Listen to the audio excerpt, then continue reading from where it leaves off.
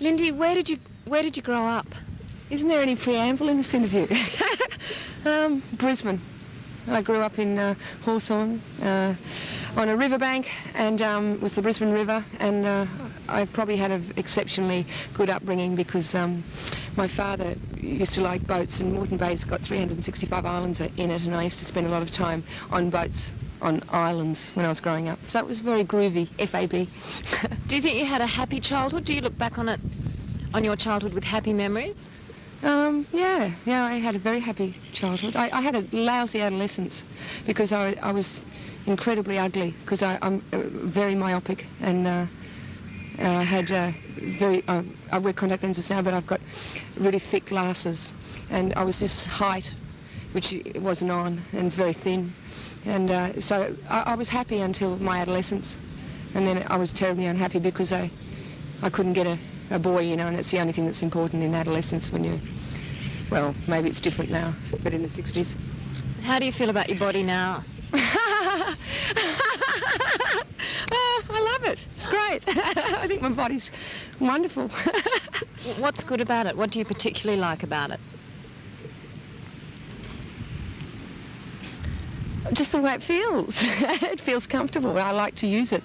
I like to feel it stretching and running and surfing.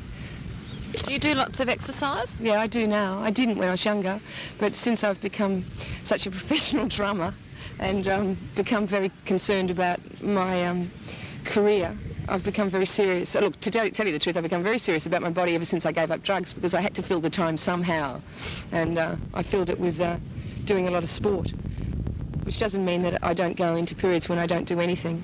But sport's great. Surfing's fantastic, running's great, playing tennis is fantastic. Australia, the bountiful country for the athlete. Some people say that if you do a lot of sport you get boring. Do you think you've become boring? No, I don't think I could ever become boring, Amanda. I don't know. I don't think I could. And I could. God, how could I become boring in this lifestyle? I'm constantly being pushed to exaggerate myself all the time and keep myself interesting. It would be pretty hard. Okay, the biggest argument is, and it's always given to me by intellectuals, ever since intellectuals who use drugs, ever since I gave up drugs, they always say, but what's happening to your mind? And certainly I don't spend as much time trying to solve the spiritual nature of the universe as Bob Dylan has directed us to in 1966, but it's okay for the time being. What made you decide to give up drugs? I was beginning to look old. That was enough. I'm in showbiz. So are you healthy? I mean, are you fit as well as feeling good? Oh yes, I'm very fit. Yeah. Is that necessary for the work that you do? It's terribly necessary. I've got to maintain. It's like running on the spot for 2 hours. When doing a set. Doing a long set with the go-betweens, and I can't let up for a minute, In fact, I think I have to push the boys all the time to keep the momentum going. I think the boys are very prone to settle back into acoustic ballads, and I have to push it all the time. And besides, I like it. I like being a strong drummer, It's good. Do you think you're an aggressive person? Oh, yes, I'm aggressive. I'm aggressive when I drink, yeah. But I think it's really important to be an aggressive person. Everyone wants to... No one wants to help you. Come on. No one wants to like you. Well, why do you think it's important to be aggressive? Because everyone will walk over you. Everyone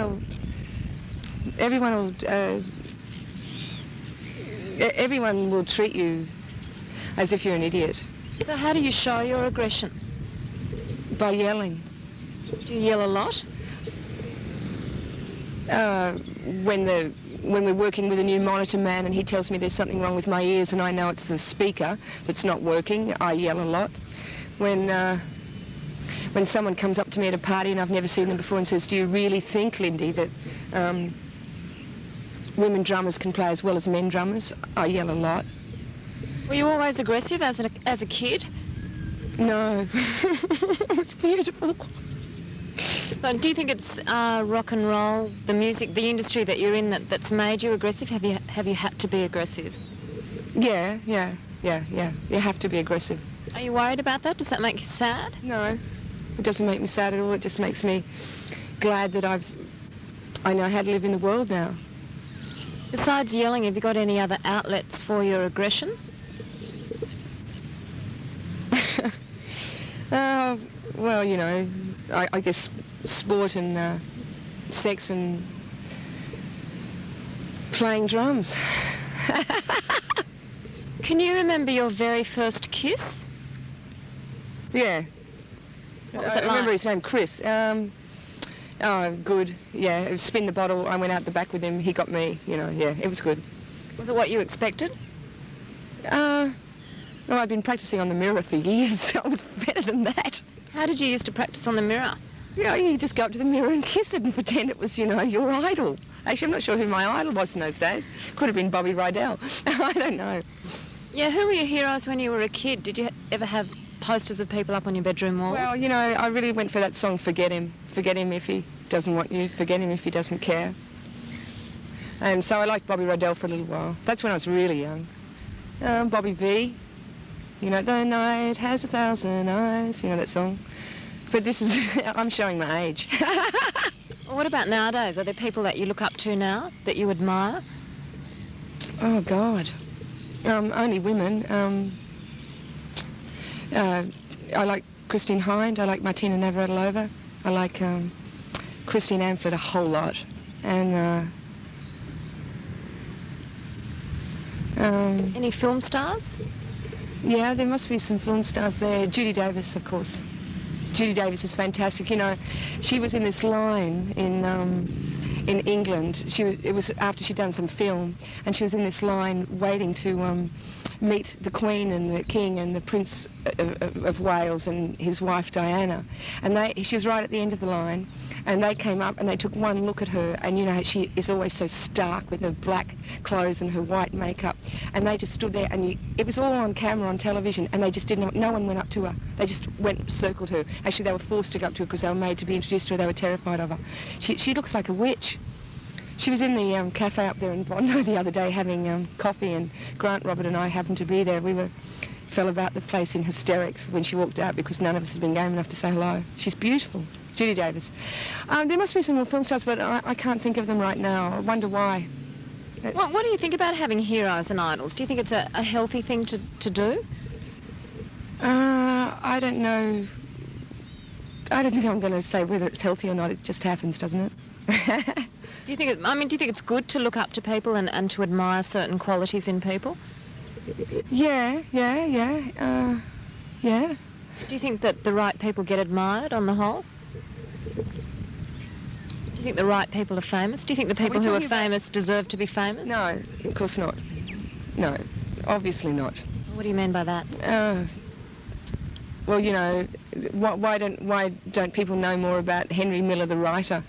You know, why don't more people understand Nico? And boy, I could lose that argument quickly. No, I don't think the right people get admired. I think I think you're forcing me to be too cerebral. Okay. Can you remember the very first time you made love? You had sex. What was that like? Horrible. I burst out crying afterwards. He thought it was because I was so happy.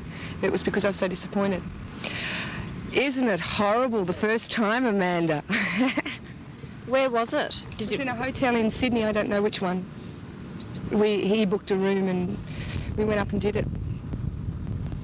Was it a disappointment? Yeah, it was a huge disappointment. It's horrible. What were you expecting? I was expecting everything to happen, but it was nothing. It was nothing because it's such a learned process. It takes so long to learn how to do it. And even then, it requires so many variables have to be right. And not only that, it's just, you know, lust is the most revolting emotion. Shakespeare was so right. It's just terrible. Did it put you off sex for a while? Oh no. I become a healthy adolescent girl. No. I just kept trying. But it was probably about 4 or 5 years before I had an orgasm. And I didn't have an orgasm until I read somewhere that until you masturbate, you can't have an orgasm. And I hadn't masturbated, so until I started masturbating, then I didn't have an orgasm. We're getting very close. Some people say that it's easier for women to use sex as a weapon or a tactic in getting men or in playing games. Do you think that's true? Men use it just as much. It's a weapon, definitely. I agree it's a weapon, but men use it just as much. Goodness me, women want sex just as badly as men do these days and are free and open about it. You know, like men hold it off when they don't want to give it, and they know why they're not holding it. They know why they're holding it off. Women can hold it off. And have you ever done that? Have you ever denied it and used it in that way? No, I have no willpower. But I've done it because I wanted to be spiteful. I've done it, you know, to, you know, an ex-boyfriend. I've done it with ex-boyfriend's friends just to get at him. I've done it the other way. You know. How did you feel when you used it like that? Well, I was just young, you know, so I mean I didn't feel anything. I felt like I was being full of vengeance. I thought I was Lady Macbeth probably. Have people ever used it with you? Have people used sex as a weapon against you or for punishment, some reason like that? Well, I don't know if they have, but you know, I think well, you know, I've had times when it's hurt the way it's been used, but I don't know what their intent was. So, but do you think, on the whole, how important is sex in a relationship to you? Oh, look, it depends what year you ask me, but you've got me this year, and it probably means everything this year, but that doesn't mean it's going to mean anything next year.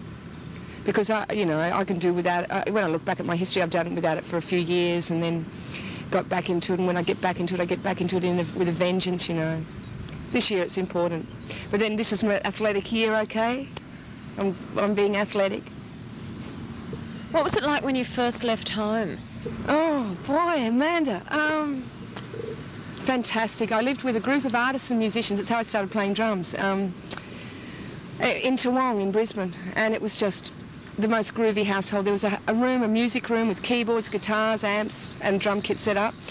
The people I lived with were all musicians and actors, and they just introduced. I knew nothing about art. I knew nothing about theatre. I didn't know anything about the history of cultures, you know, anything. And I was just introduced to this whole world. I was so lucky. They were all older boys and girls. And, you know, the late 60s, early 70s in Brisbane, we were all using this, we call it horse tranquilizer dope. And we were continually stoned on marijuana, you know. It was you know, a great period, a beautiful, beautiful time. And all of us just stayed in art, and we were so elite too, you know. Art was the answer, because of course we were all rebelling against the 60s hippie and political times. And also women, you know, like Germaine Greer had such an effect on women in the late 60s in Australia, and that was just coming through in the early 70s. And so I was involved in all sorts of intellectual women's groups who read Virginia Woolf and wished we had enough guts to go down to the sea and drown ourselves. You keep saying art. What do you mean by art? Anything that forces you actually to think about the way we exist with new ideas. What sort of art do you like nowadays?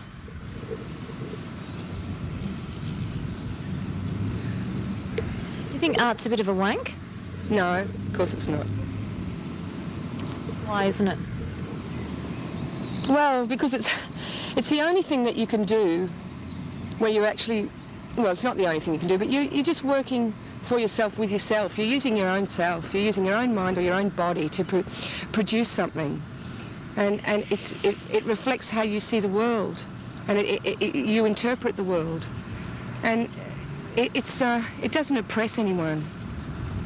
That's the best thing about it, is that you don't ever oppress anyone. And so many jobs, you know, they just deal in putting people down, you know. I mean, even jobs like social work, you know, where people have paid immense amount of numbers in actuality to help people. You know, they're not helping people, they're supporting a status quo. I mean, journalists, so often journalists are supporting a status quo. Well, when you feel you're an artist. Do you think of yourself as an artist? Of course I'm an artist. What sort of an artist are you? I'm a drummer. Actually, drumming is probably, you know, it's probably the circus line in terms of the status of art. Songwriters are pretty high, writers are pretty high, poets are pretty high, painters are very high, filmmakers were high, they're coming down. But drummers, it's certainly like your sideshow alley. How hard have you had to work at drumming to be recognised as good? Have you had to work hard at it, or has it just come naturally? I've worked very, very hard. I've worked very hard. Would you like to be rich and famous? No, I'd like to be a good drummer. Are you quite happy with the amount of money that you now get for the amount of work you put in? No, I'm still bitter, very, very bitter about the last 10 years of my life. And the last 3 months of my life are the first time I've actually not had to think constantly about whether I can eat or not. Now, you may really find that.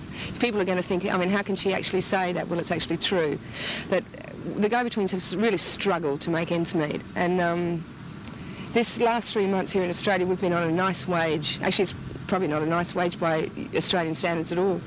But we've lived in really bad conditions all over the world. And I'm bitter about that. Wouldn't some people who have boring jobs say that you're lucky because you're doing what you want to do? They won't do that. That's the greatest Australian complacent attitude I come up against all the time. They say that you're lucky to be doing what you're doing. I tell you what, the more successful we are, the luckier I get in those people's eyes. And that's what really annoys me, because I wasn't lucky in their eyes 5 years ago. They patronised me. They made fun of me. You know, I was just some kind of bizarre, eccentric woman who wanted to play drums in a band and was attempting to, and the Go-Betweens was some kind of insane, eccentric group, you know. And boy, you know, what absolutely amuses me is how often I go out and people that I've known from Brisbane come up to me and and they really think that I've forgotten how it was 10 years ago, 5 years ago. But boy, I haven't forgotten. Have you ever had a really boring job? No, I worked in the Coca-Cola factory. Yes, I've had boring jobs. Was that the worst one you've ever had, working in the Coca-Cola factory? Yeah, that was the worst one. That was just terrible. What was that like? What did you have to do? I just sit on a production line. You changed around, you watch bottles go by, you know. How long did you do that for? About 6 months. Did it make you depressed?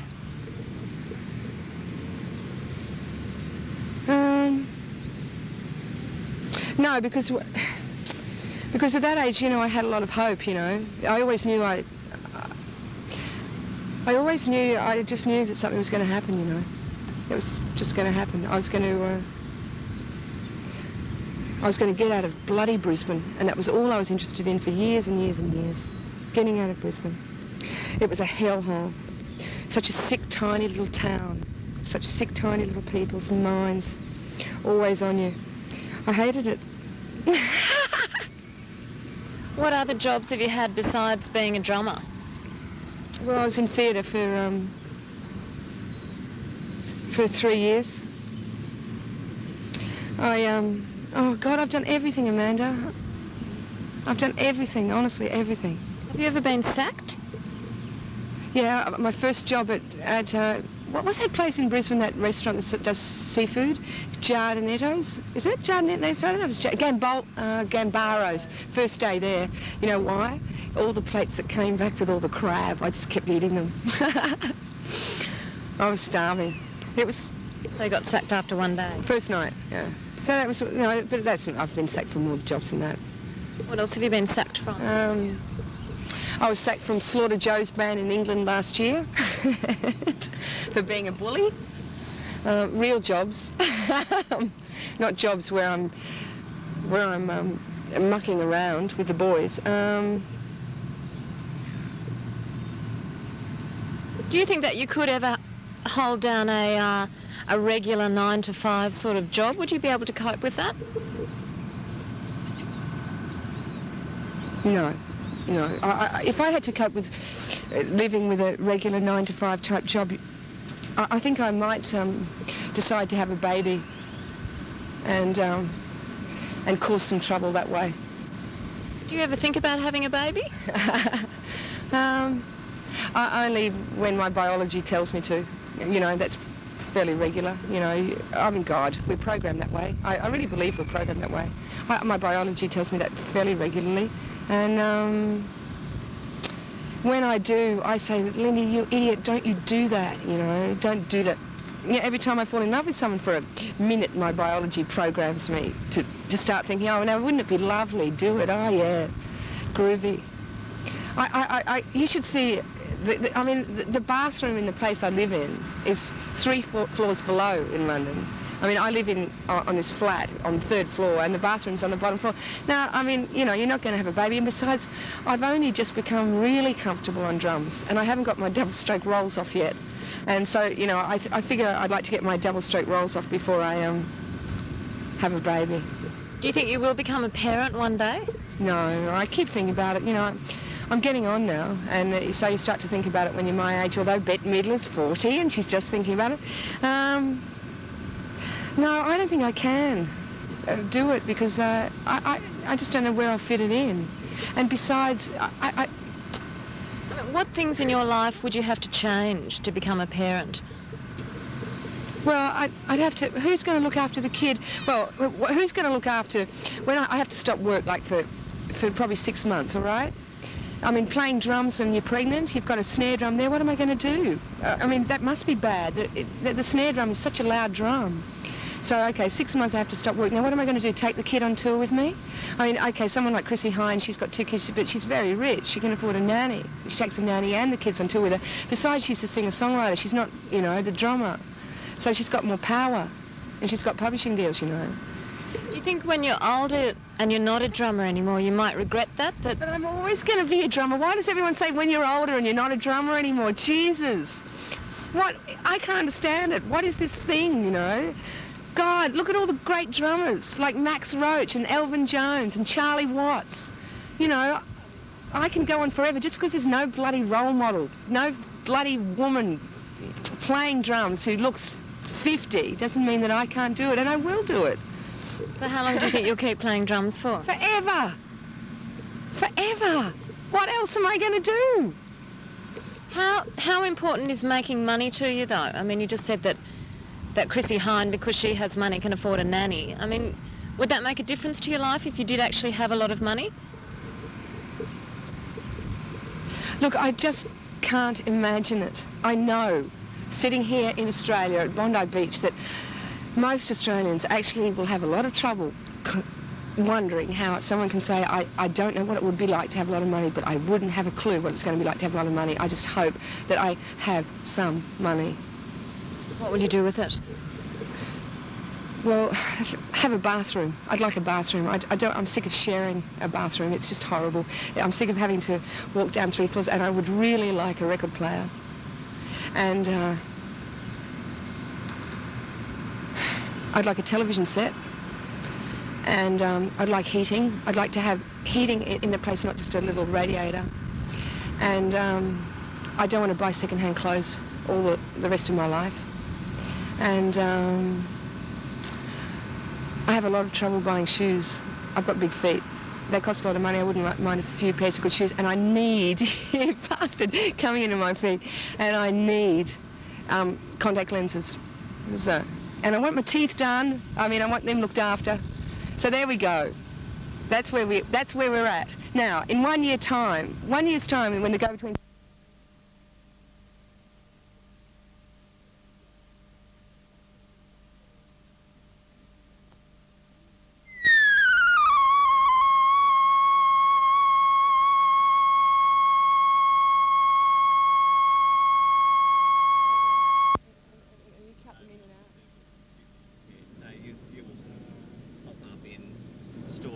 For the next, 20 weeks? Yeah, something like that. It's great, isn't it? Yeah, so you'll have sort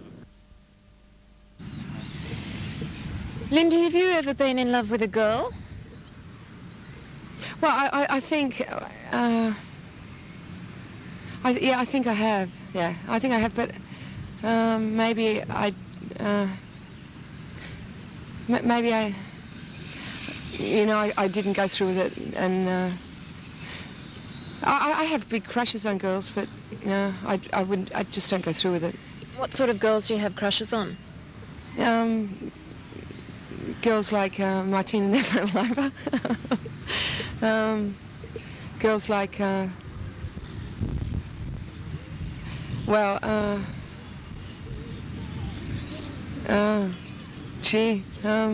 why haven't you ever gone through with it? Has it always been someone afar? Oh no, because I've mixed with a lot of girls who'll go through with it. I suppose I've never been pushed, I've never. I find all acts of seduction actually through my initiative. I'm never seduced, so perhaps I never. So do you always break the ice with people? Always. No, I hate it. Have you got any really good first liners that have been particularly successful? No, I'm sorry. I'm really horribly frank. How did you used to approach people? Like when you were young, did you? I mean, if you walked up to someone and you decided that you liked them, what would you say to them? Well, no, because you don't just walk up to someone and decide that you like them. You're with them and you're liking them. So you've never been in a situation where you've picked someone up that you really haven't known before?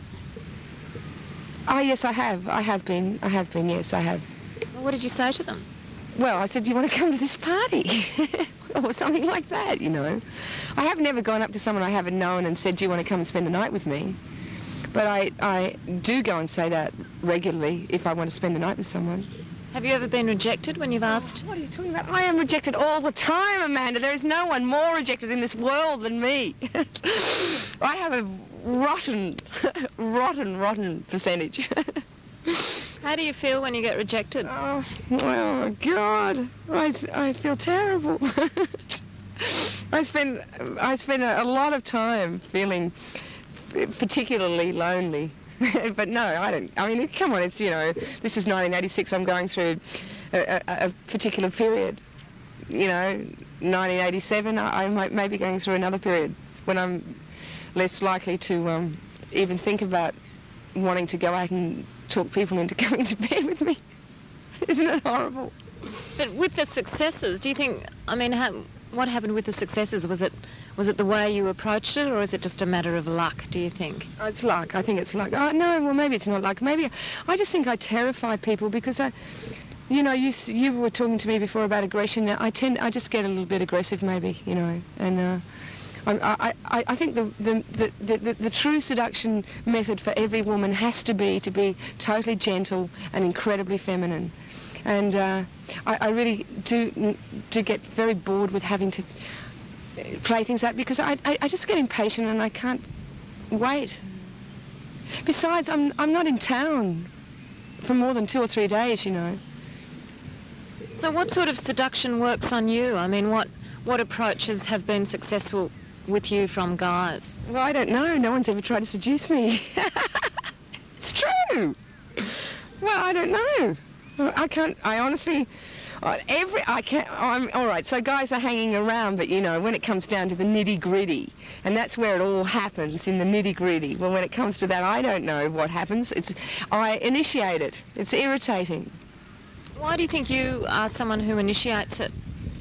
Because I must be unattractive and I have to force issues. Well, I don't know why. Why? Tell me. What is it about me that makes me have to be the one that initiates things? Why don't people come to me and say, Lindy, you're incredibly desirable. Let me take you to bed. Has anyone ever said that to you? No. Do you think that ever happens? I mean, maybe, is that something you think other people say to other people? I don't know. I'll have to talk to you about it in private. I don't know. Oh, of course it must happen. God, I've talked to girlfriends about this. I've said to girlfriends all the time, I mean, I'm always rejected. I don't understand it, And they say, they're all going off for their little encounters every second night. I don't know. What do you think about... Just stop there for a second, please. missing from my life. Who is it?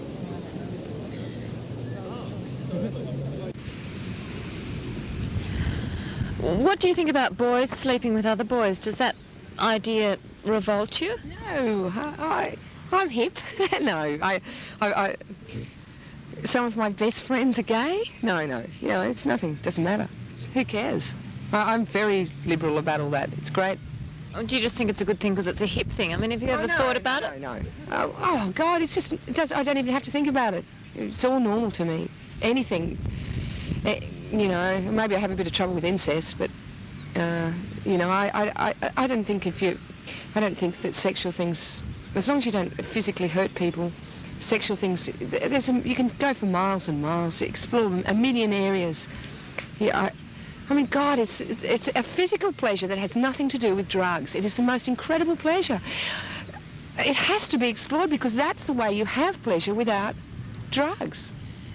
A great pleasure.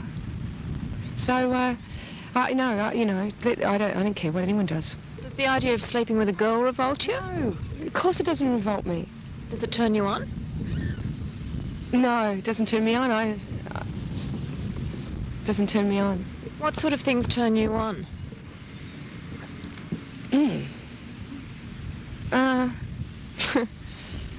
Oh, God, I don't know. Have you ever seen any films that you ever found? Erotic? Yeah. Or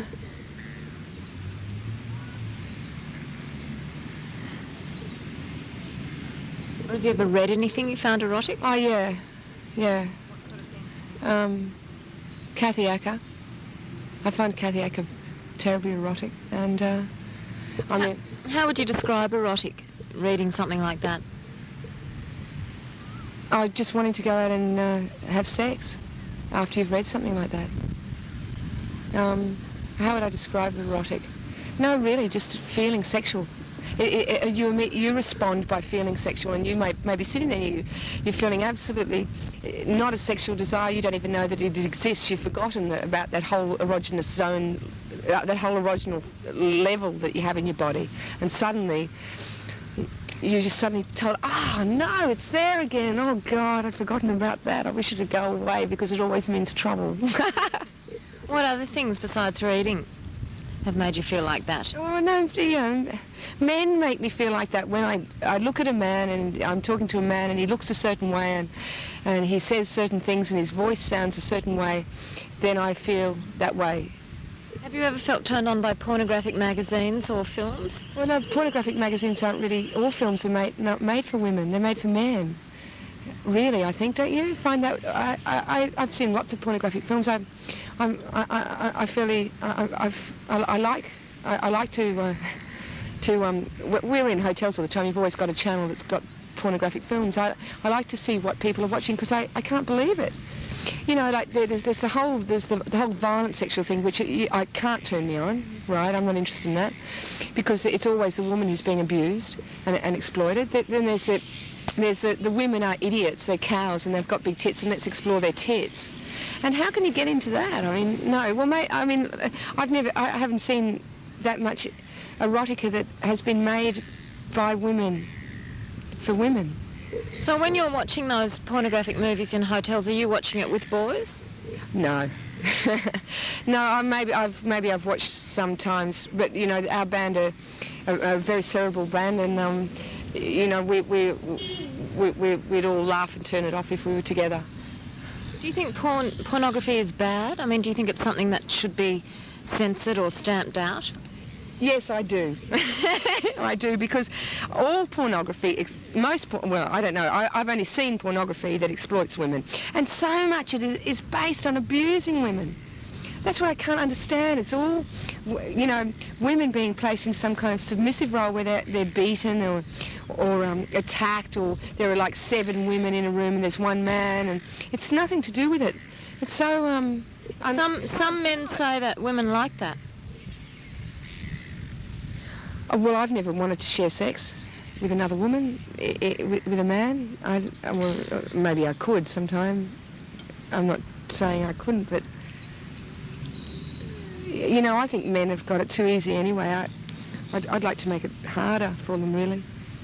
God, pornography, you know, come on, it's...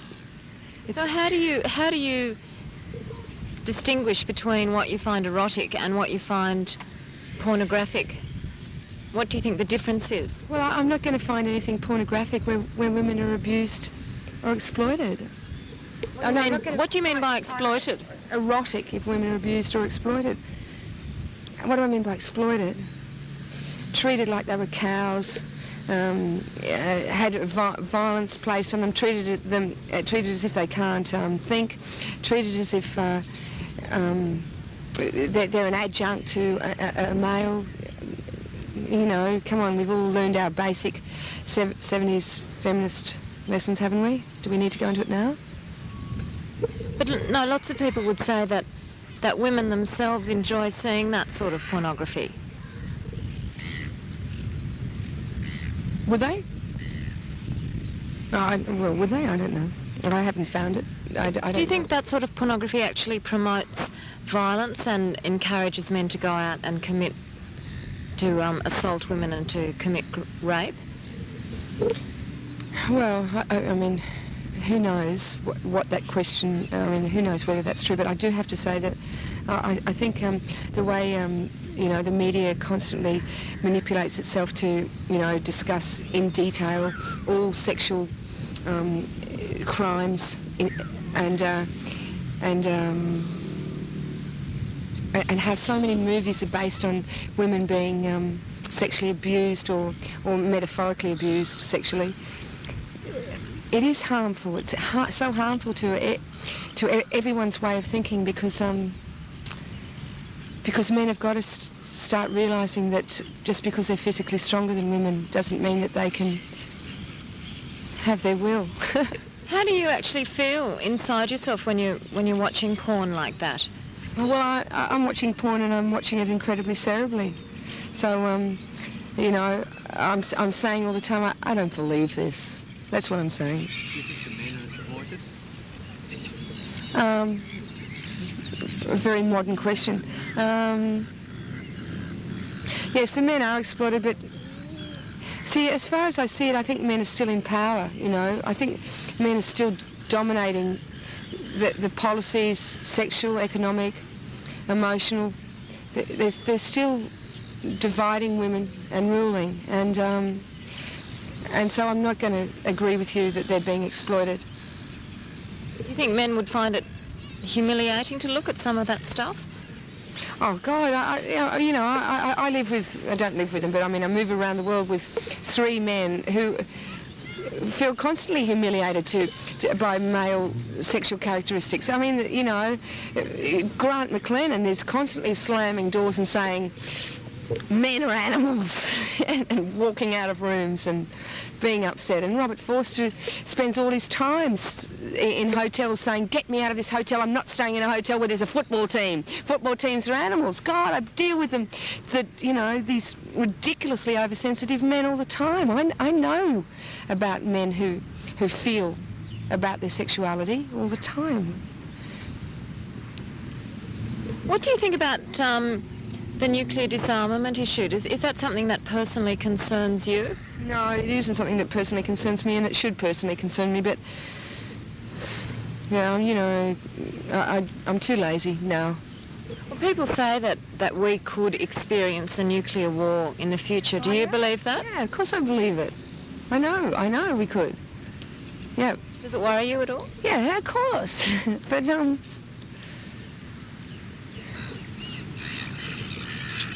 But look, I lived through the late 60s, you know, I came up through that, and I was involved with a lot of political, that was bad. I was involved with a lot of political movements in the late 60s. And, So you got tired of it? oh God, I suppose I got tired of it.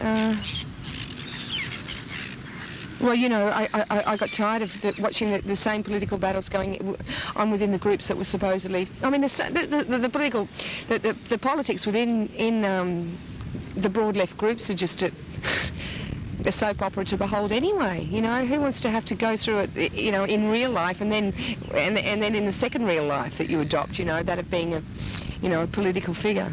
What sort of nightmares do you have? Just one, and it's just a feeling, and I've had it ever since I was little, and it's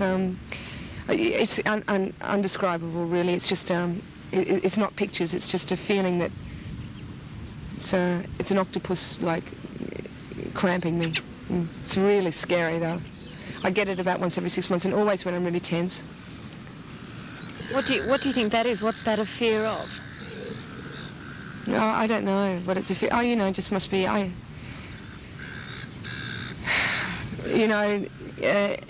just a fear of living.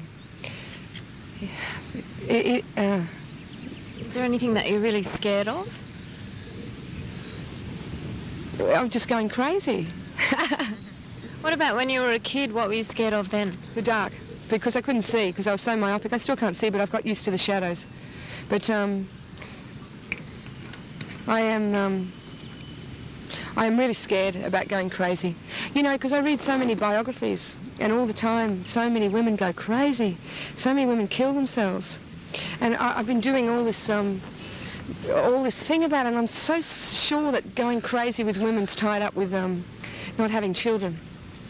Although Sylvia Plath killed herself, and she had a couple of kids. Do you think maybe if you had children you'd stop yourself going crazy? Well, I think there's a salvation in having children because